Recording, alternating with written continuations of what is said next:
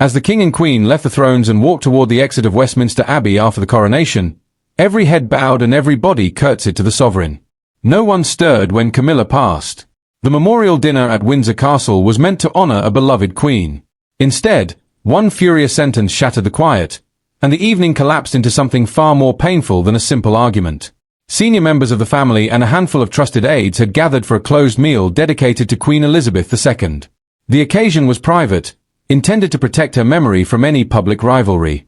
Sophie, Duchess of Edinburgh, carried the heaviest emotional weight that night. She had been chosen to deliver the tribute because the late queen had trusted her deeply. Princess and had approved the choice herself. Before the guests entered the dining room, and found Sophie gripping her pages too tightly and said quietly, "You were chosen because you knew her heart." The word steadied Sophie for a moment. When she rose and began speaking of loyalty, kindness, and duty without any self-praise, Camilla cut across her. The queen consort accused Sophie of turning a sacred family remembrance into a performance about herself. Sophie tried to continue.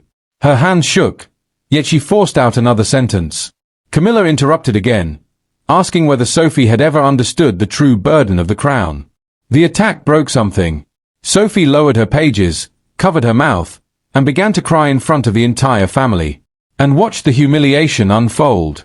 Her expression hardened. Then her chair scraped against the floor. She rose and declared, "This dinner ends now." She ordered arriving staff stopped at the doors and instructed every guest to leave without further speech. Camilla demanded to know what gave her that authority, but King Charles remained seated, staring at a sealed folder beside his glass while Sophie struggled to regain control. A private secretary recorded the interruption and Anne's command in the official event log. That documented account later revealed the clash had not begun at the dinner table. It concerned a disputed memorial instruction hidden inside the king's folder. The meal was over, but the confrontation was only beginning. Everyone at that table carried a different claim to the late queen's legacy. Behind the outburst stood three women whose relationships with the monarchy could not have been more different, and had guarded her mother's wishes with almost military discipline. Sophie had earned the late sovereign's trust quietly, without demanding attention. Camilla had fought for recognition inside an institution that once resisted her presence. At Windsor those histories collided, and Sophie's tears showed just how personal the struggle had become, and viewed the memorial as a final promise to her mother. She had spent decades serving without complaint and refused to let remembrance become a contest for attention. This was not an ordinary royal engagement. It was a private act of love. For Anne, protecting its dignity meant protecting the late queen's final wishes.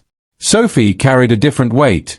Queen Elizabeth II had welcomed her during private visits, shared carriage journeys, and difficult conversations after Prince Philip's death.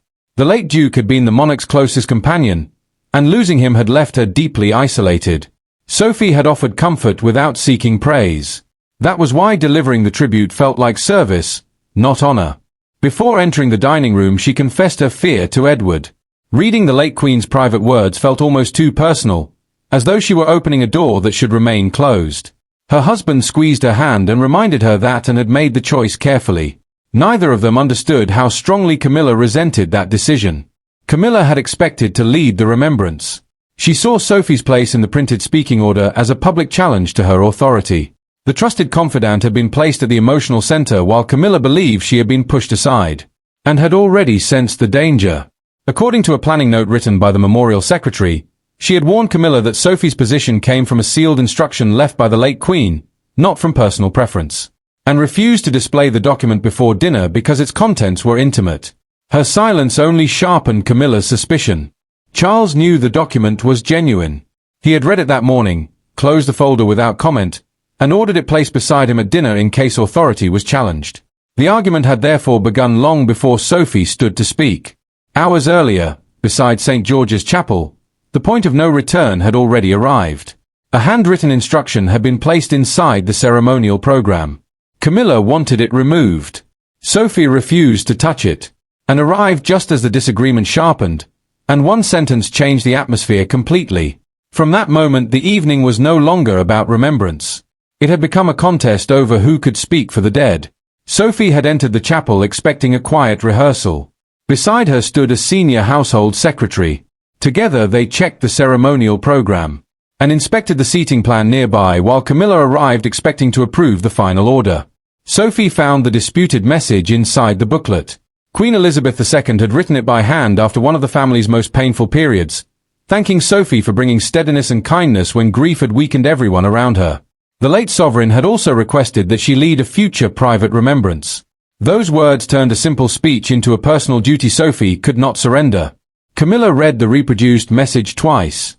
Then she told Sophie that publishing such intimate praise would make the tribute appear arranged to increase her importance.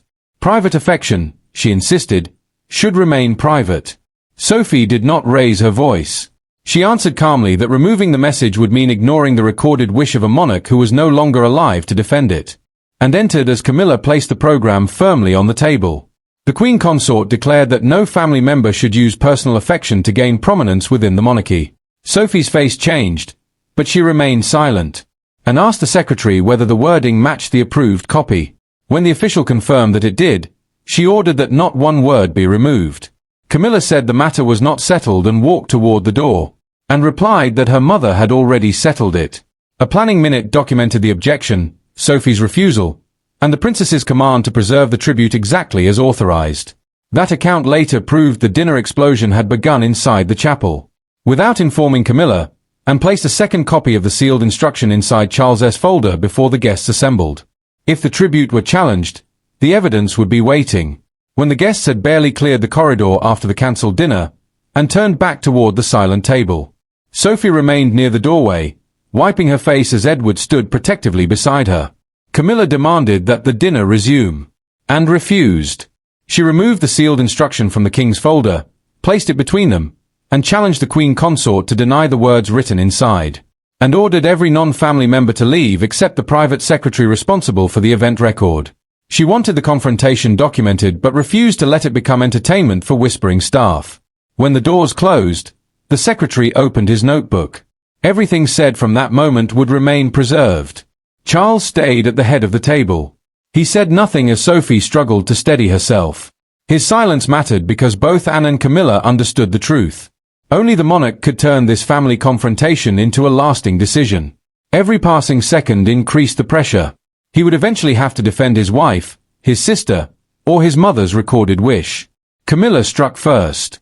She accused Anne of humiliating her before the household and using the cancelled dinner to challenge her place beside Charles, and answered without raising her voice.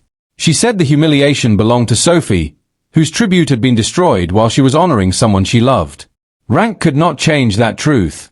Anger could not erase it, and silence would not hide it. Sophie tried to intervene, but her voice broke again.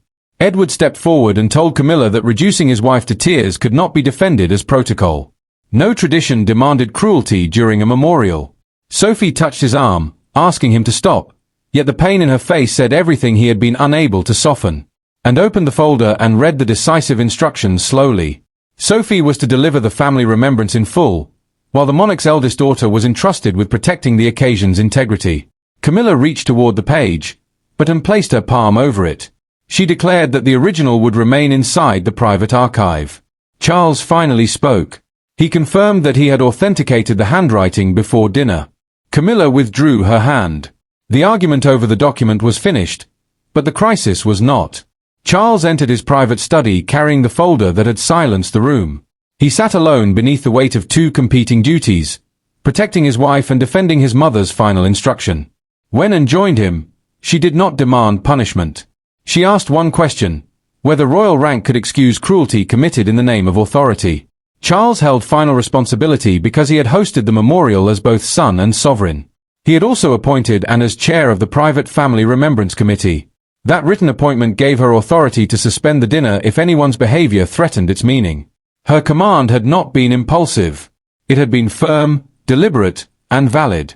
He opened the event log and read it twice. He stopped at the sentence describing Sophie lowering her tribute as tears overtook her. He removed his glasses, placed them beside the report, and remained silent. The record mattered because it captured the exact words spoken at the table and prevented anger, loyalty, or palace pressure from quietly rewriting what had happened. Anne watched her brother's face before speaking. She told him that protecting Camilla from embarrassment could not require Sophie to carry the injury alone. She did not ask him to choose between his wife and his sister. She asked him to choose between appearance and accountability. Loyalty to the crown, she insisted, meant correcting harm inside their family before demanding respect from anyone outside it. Charles reached for his pen. He signed a private directive confirming that the memorial dinner would remain cancelled. He also removed Camilla from every remaining planning decision.